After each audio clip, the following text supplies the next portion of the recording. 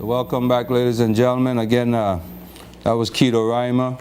Keto was here with us for a few minutes just talking about what's going on with Keto and Keto Gazebo. Keto is having a concert tomorrow, a mini fest, a family-oriented concert down at Nanny Key starting at 2 o'clock tomorrow. So we're encouraging you guys to go out and support your local artists. Keto is one of us. He's actually reintroducing himself to the wider community in the BVI. He's also fundraising. This is a charitable event. They want to raise money and support folks down in Haiti. Of course, we have a lot of organizations in the BVI that are raising funds to help the less needy. In the meantime, while we wait the minister, of course, the Minister of Communication and Work was supposed to come in and have a discussion with us. I know many of you are already texting me, sending texts about what's going on, and you want, answers to some of your questions. So hopefully the minister will be here to answer those questions for you. So in moving forward, last week I promised the lady that I was going to talk about the seatbelt situation that she found herself in. I believe the lady called in and said that she was riding, or someone was riding in the back of a car with a young baby about 3 or 4 or 5 months old strapped to her chest. And the officer who stopped her gave her a ticket, said to her that the baby needs to be in a baby seat. I did research that law. I tried to find more detail. The law is very vague, it's very open. There's nothing specific, but it does say, the law does say that a child must be in a car seat, a protected car seat. It must be seat built in. It didn't give specifically what age, whether it addressed a 5-month-old or any child that's under 1 year, but it does say that a child must be in a car seat. So like I promised, I would deliver the answer to that, and you can go and research that yourself. It is the Road Traffic Act seatbelt and cell phone law. So if you're planning on having babies even in the back seat, the law does require you to have a child seat. But the law does make provision for school buses and other transportation that move around large number of kids up to a certain age or over a certain age, to be able to ride in the back of those school bus without seat belts or car seats or anything like that. So double check that for yourself. And moving forward, again, we have just this week, folks. I want to hear from the folks over in the Sister Islands, people in Gorda, Virgin Gorda, Josephine Dyke. We want to know how you guys are coping with emergencies and situation where you need a doctor, you need a nurse, you need emergency care. How are you guys coping with that? I got a story to tell you, and I know a lot of you in Virgin Gorda. I mean, you guys call, and we thank you for the support, for calling and viewing the show, because there's a lot of situations happening right now when it relates to proper medical care, emergency service, being able to see a doctor or a nurse. Apparently there's situations happening right now where you're not able to get that care that you need. So we want to be able to address that. But as I was told just this week, that over in Virgin Gorda, last week Monday when we had the holiday, I was told that a gentleman ended up at their clinic in Virgin Gorda. Older gentleman, needed emergency care. And to this day, 2012, even on holidays and on weekend, we don't have a doctor's staff at their clinic. Now, I don't know if any of you think about that, but for me, that to me is a no-no in today's world. Just think about, Saturdays and Sundays. We're a tourist destination. You have folks, let me get to this call real quick. Hello, you're on Speak Your Mind. Go ahead, please. Yeah. Yes, sir. Hey. I got a suggestion today. Uh-huh. Last week Friday, Live launched the food chain. Lime. Yeah. I'll turn on your radio or TV just a little bit real quick.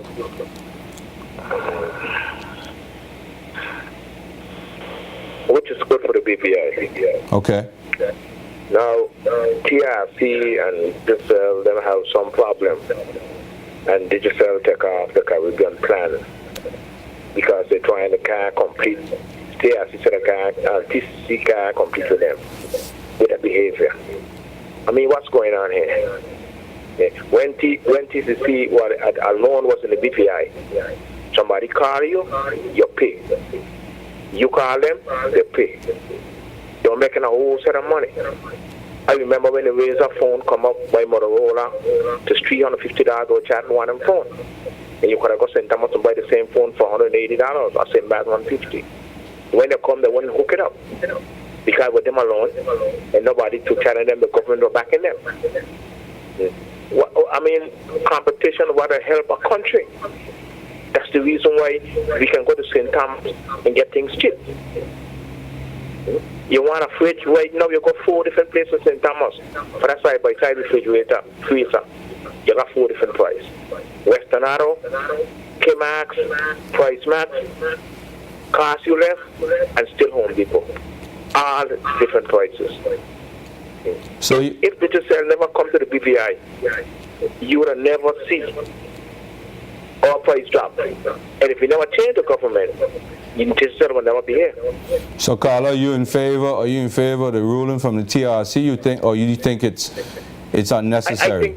I think it's unnecessary because our local provider can't compete with none of them companies. The only place there is here. So what should we do with the local company? I mean, they're trying their best, but then Lime is in 12 countries in the Caribbean. Digicel dominate the whole of South America and Central America. So where are you trying to tie the hand from? It don't make no sense. So you suggest that CCT, the local company, should maybe look for a strategic partner outside the BVI that can help them compete? Yeah, they got to join with somebody. Eventually, they got to sell out to either Digicel a Lime. But I just can't compete with them. I just want to say, though, my understanding of that whole thing, and I've been following it, is that the TRC didn't tell Digicel to pull their plan. The TRC just said that the particular practice that they were engaged in was unfair practice, and it created an unfair business model for CCT to compete, and both Lime and Digicel were engaged in that. So they just asked them to stop that particular part of it. But they didn't tell them to pull the plan. I'm sure the plan in some ways could have still worked. Yeah, but Digicel take off the Caribbean plan. They did, but they weren't told to take it off. Yeah.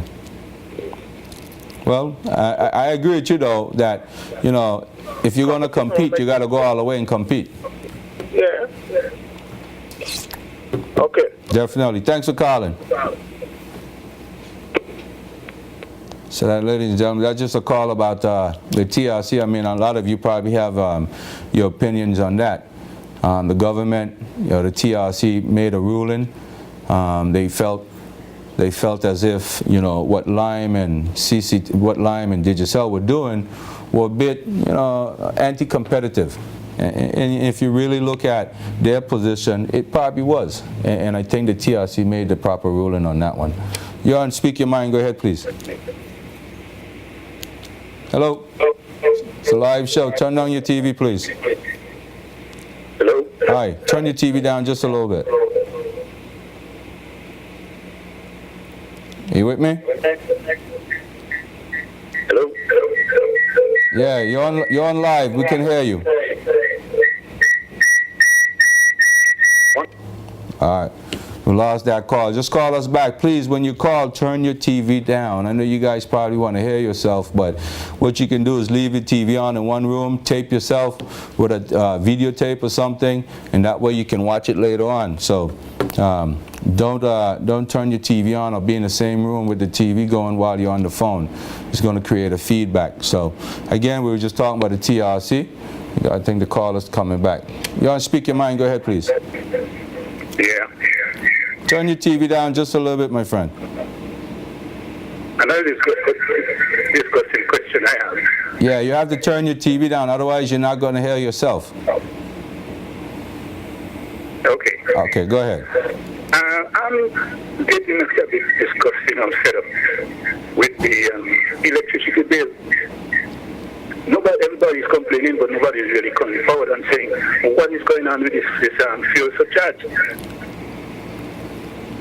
Well, not to cut you off, but I do need you to turn your TV off, because since turning it down is not going to work. But we're going to have the Minister for Communication and Work, although a focus is going to be on cruise ship, or the cruise ship Tortola Pier Park. I think he's the minister responsible for BVI electricity, so maybe we can ask him. That would be a good question to ask the minister as to what's going on with that whole situation. I mean, it's a problem for a lot of us. Especially in the summertime. Yeah, because I noticed that at the pump, the price goes down, but at the electricity on the bill, especially the last bill, the fuel surcharge is more than the kilowatt hour. Than the bill itself, yeah. Yeah. You know, sometimes I like to be a bit extreme. I would tell you, and believe it or not, I'm doing it at home. Turn everything off that you can turn off when you leave the house, except for the refrigerator, and even sometimes you can turn that off, and hopefully that would help. I mean, it sounds a bit out there, but sometimes you got to take extreme measures, because no matter what you do, right now the electricity bill going to be high, and nobody's giving us any answers as to why. You know, they're just telling you about fuel surcharge. What exactly does that mean? So you should be able to, I think the new bill that's online, if you're online, you should be able to look at your bill in a broken down manner. And that should be able to, that should be explained to you on the bill. So if you take a look at that, you should get some answers. If you can't get the answers you're looking for, go inside the office and speak to one of the managers and have them explain to you exactly why your bill is so high, why the surcharges are so high. And I think they call it a variation charge or something like that. In St. Thomas, I believe they call it the LEAT. Same difference. Okay. All right, thanks for calling. But you're welcome to call back. I mean, the minister, like I said, will be here in a few minutes. All right, ladies and gentlemen. So again, Virgin Gorda. So last week, Monday, we had a gentleman that went into Virgin Gorda Clinic. An older gentleman. He's sitting there for almost 2 hours, almost 3 hours, waiting for a doctor to show up. This is Virgin Gorda. It takes 20 to 25 minutes to go from one side of the island to the other side of the island. And here it is, an older gentleman sitting there waiting for a doctor to show up because the doctor has to be called in a public place like that. That, to me, is unacceptable. I don't know how you guys feel, but just imagine, somebody said to me that, you know, the cost is too high, we can't afford it. I don't know. You want to speak your mind? Go ahead, please. Hi, Sam. Good evening. Good evening to you. How are you doing? Not bad, you know. I just want to find out a quick question. Why is it that if your child don't have a recognized surname, when it comes to exams, whether that child don't have a regular surname or recognized surname, that child does good at the exam, come up to be like a number one student at the exam. You happen to put somebody else who have a recognized surname in front of that child. So you feel like your child is being discriminated against because they don't have a local surname or a recognizable surname? Yeah. You honestly believe that's what's going on? It happened to me already. I talked to you about it some time ago. Mm-hmm. And I happened to see it in this primary 5 exam. Okay. Have you had a chance to speak with the minister? Well, the minister is actually shunning from seeing the parents. The minister is shunning the parents on that particular question? Yeah. So you approached the minister, you went to the ministry to try to talk to the minister about that. What about the chief educational officer? Have you had a chance to talk to them? they are shunning the question. Okay. And it's so thing that, you getting this information coming out from the Ministry of Education that your child did pass with a grade 1. He's supposed to be the top student, and next thing you know, when you did get a result at school, he's like 436. But it comes from the ministry that, this child has come out with a very high grade. So you thought that your child should have been graduating with a higher grade percentage point than what he got. That's what you're saying. Yeah. I mean, how do you determine that? How do you compare your child's information with another child's information? Have you had a chance to actually look at someone else's performance and say? It comes from the school. It comes from the Ministry of Education. And even people on site, there's people from the Ministry of Education office, is who call and their friends to tell them, oh, well, such and such person come out with such a thing. And lo and behold, coming from the school now, it's not right. Well, here's what I suggest, because I understand, I hear your frustration, but without trying to pick sides on this, right? I think what's best is that you try to get with some other parents who might feel the same way. And if you all could document the information or situation, such as, every time your child takes an examination going forward, you need to document that information, hold those grades, compare those grades with other students if you can, and then to have a clear picture as to whether or not your child is being discriminated against. Because there's a lot of children in some of these schools that are really smart, and they don't have BVI names, and they're graduating top of the class, and we hear the names announced in the papers and so forth. I mean, the young man that just in high school, Maynard. I mean, he's not a, you know what I mean? It's not like a big name in the BVI, but this kid worked hard and he's recognized. Yeah. So I hear what you're saying. I can't say that I support it 100%. Because there's a lot of kids out here. I mean, I met a little girl just the other day in West End. Her mom worked in a little place down in West End. And the little girl is bright, and she's not from here. Mom and father's from Guyana. And I know for a fact, ain't nobody could tell me that down the road, that little girl's name is not going to appear in some newspaper because she had done well. She had proven herself.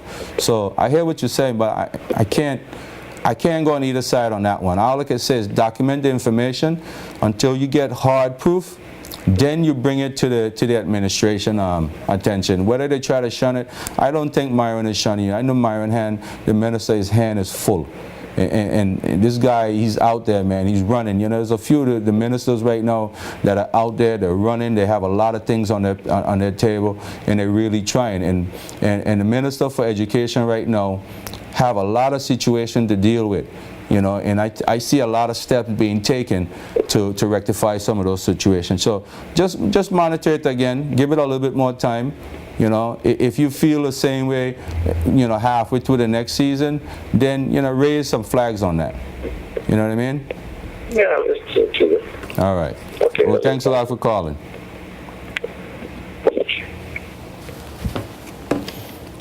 All right, that's definitely a concern with a lot of parents out here, who feel like, as if their kids should be graduating with higher grades and, they're doing well all year, and all of a sudden at the end of the school term, they end up second or third. So I just missed that call. Just call me right back, folks.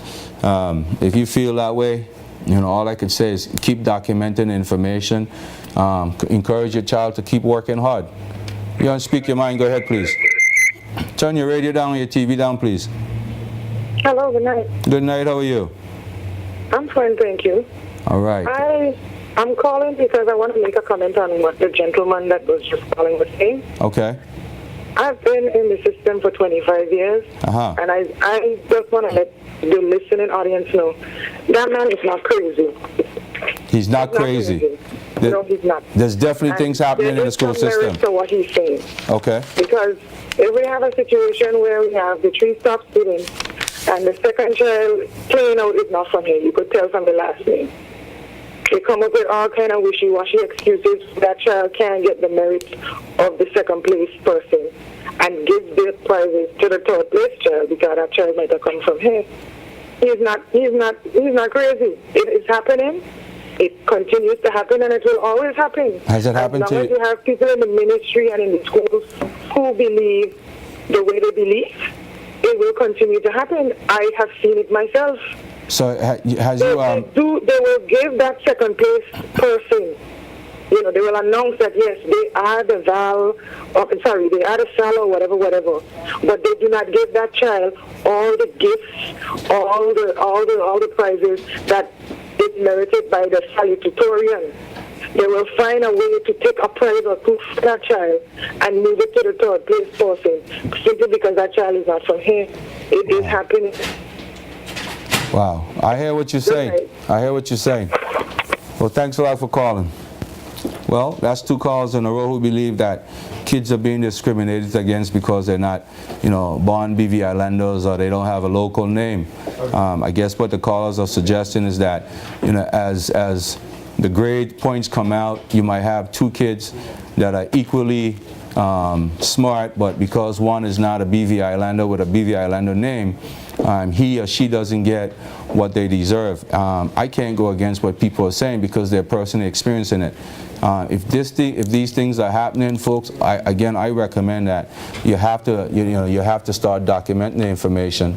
And when you have enough evidence, evidence means you have enough parents to come together and represent the same fact, then it's undisputable. So we have to go that route, all right? So we're going to take a break again, ladies and gentlemen. Hopefully we have an excited conversation. I want you guys to tune in. We have the Minister of Communication and Work, Mr. Mark Vanterpool. He's going to be here. We're going to sit down for a little bit. We're going to discuss the cruise ship development, the Totola Pier Park. Some of you had a lot of concerns and questions. From all point of views, it seems like a very powerful thing. The country needs some sort of help. It needs development. But again, some of you have questions that relates to finance and ownership and local involvement and long-term growth. So stay tuned. We're going to take a break and we'll be right back.